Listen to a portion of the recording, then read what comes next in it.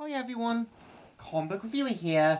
This time reviewing on the 1980 film The Fog.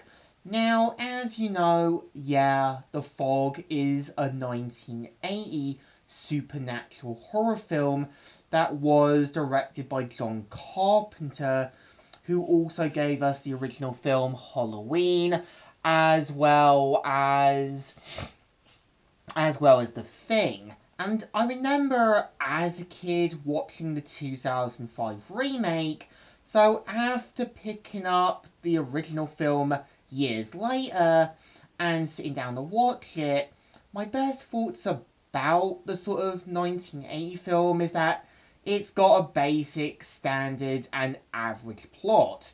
So the premise of the film is meant to follow on the eve of the 10th anniversary of the coastal town Antonio Bay.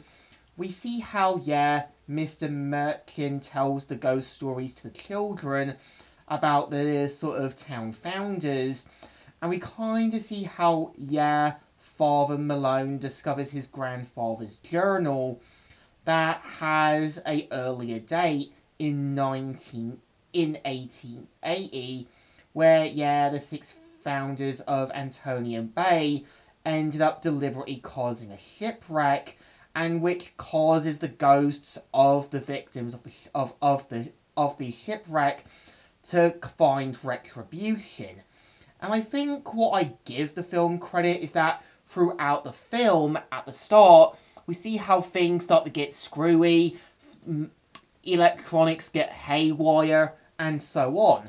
And we do kind of see how, other characters like Elizabeth Soley, we see how Father Patrick Malone, we kind of see how Kathy Williams and other characters have to make sure to try and stay alive to avoid the fog.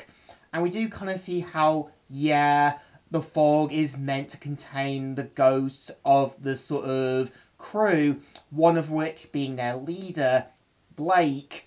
And we kind of see how, when people go near the fog, we see how Blake and his crew basically rip them apart, decapitate them, murder them, and basically castrate them.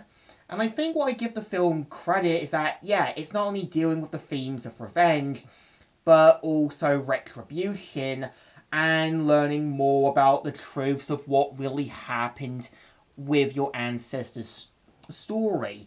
And I think what's interesting is, I don't think we need to see exactly what the ghosts look like. And I give it credit, they go with the whole ghostly red eyes, the sort of swords and that. But I give it credit, like, they don't show them as demonic skeletons or anything.